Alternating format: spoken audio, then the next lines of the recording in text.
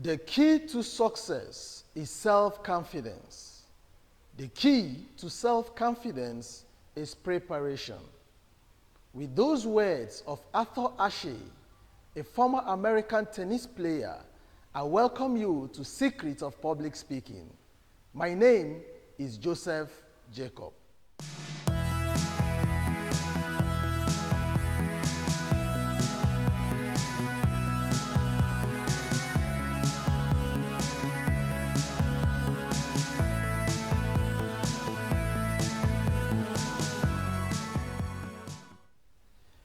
Preparation is very, very essential if you are going to deliver your speech with self-confidence.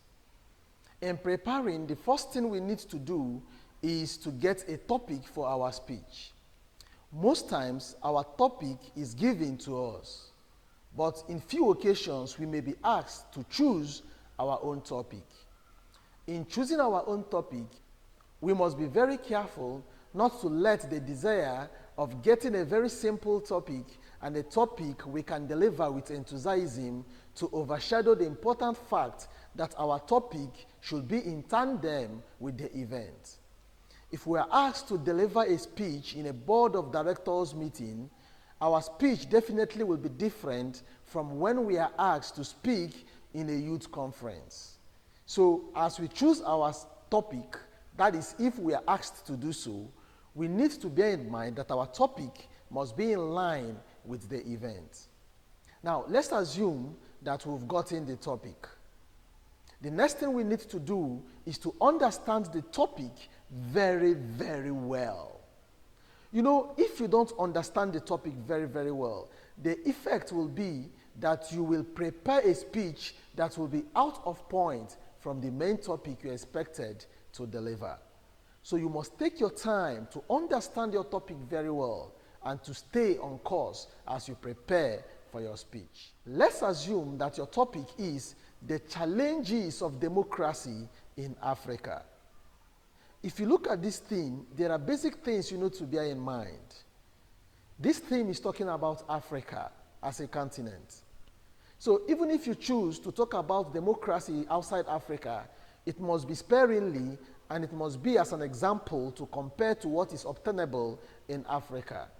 If you focus more talking about democracy in the Western world or in Asia or in South America, then you have derailed from your topic. Another thing you need to bear in mind is that this topic is talking about democracy, not other forms of government. So you must stay online talking about democracy. Even if there is need to talk about other forms of government, it may be just to compare or to make instances. You must remain on that topic of democracy. Also, in this topic, you'll notice that it is talking about the challenges, the problems confronting democracy in Africa. So, if you calmly analyze your topic very well, you will know what your topic is all about.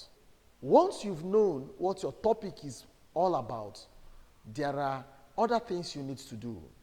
Most people jump into researching for their speech, getting materials, and everything they will need for the speech. But I think that should not be the next step. The next step should be asking yourself some important questions and finding their answers. If you do so, it will help you to focus, to streamline your research on the main thing you are going to speak about. If you research before asking important questions, you may waste a lot of time getting materials that you will not eventually use. So the question now is, what are those questions you need to ask yourself as you prepare for your speech? The first question is, what is the speech about? Remember, every speech must have its goal. And if you deliver a speech without having any goal in mind, you will most likely not achieve anything in your speech. So ask yourself, what is the speech about? Is this speech about persuading my audience? Or is it about to inform my audience? Or is it about to inspire my audience? Or is it just to entertain my audience? Once you've answered this question, it will give you a direction to where your speech should be heading to. There are other questions you need to answer. Will I be arguing an idea? Will I be explaining an idea? Or will I be narrating an event? When answers to these questions are gotten, it will help you to focus on your direction and to remain there. The next thing you need to do is to analyze your audience. Who and who will be in the audience? It's important to analyze your audience because many of the content of your speech is going to depend on your audience. For instance, what will be the age range of the audience? Will they be teenagers, children, young adults, or matured adults? When you understand their age range, it will help you to know the kind of language you will use. You know, if you are speaking to young ones, teenagers, you can use colloquial words that they are used to. But when you are speaking to adults who may not even know those words, if you use them, they will be lost.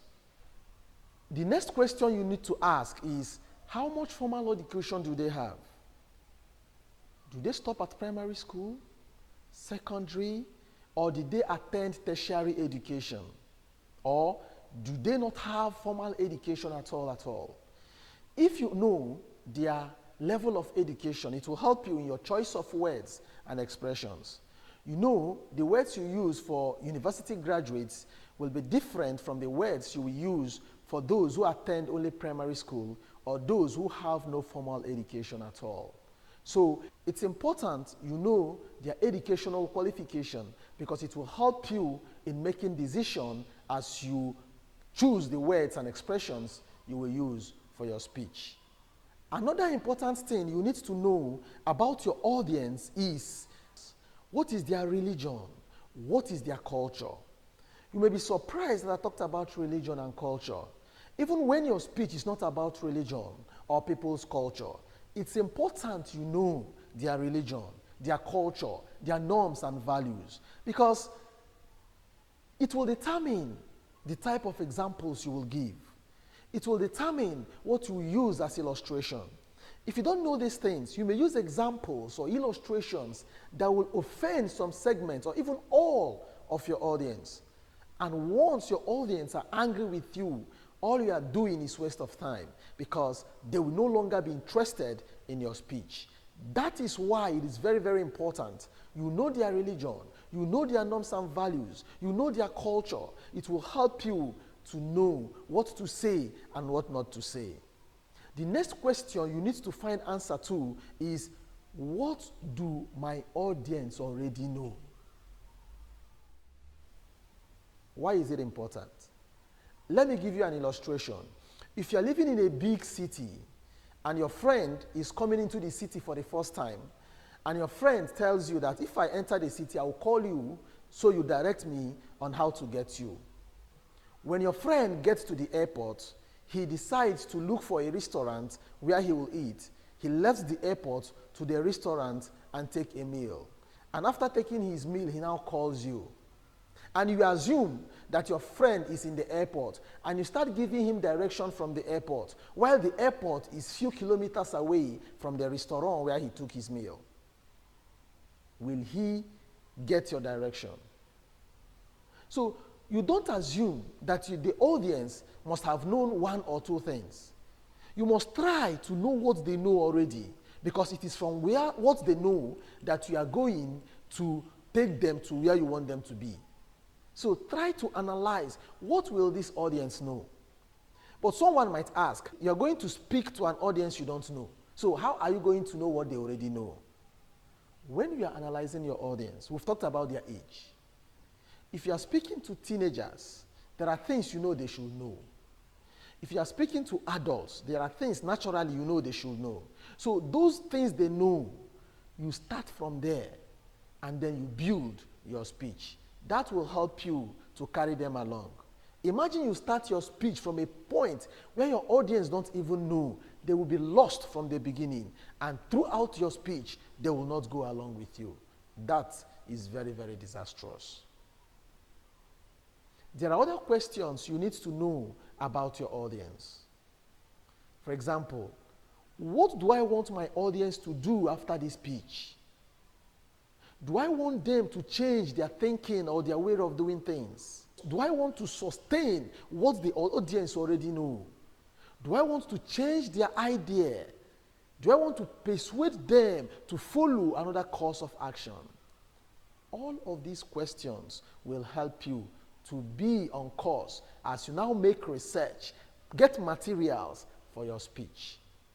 The next thing you need to do is to divide your speech into 3. Introduction, the body of your speech, and the conclusion. In our next video, we'll look at how to work on our introduction. Have a nice day. Bye-bye.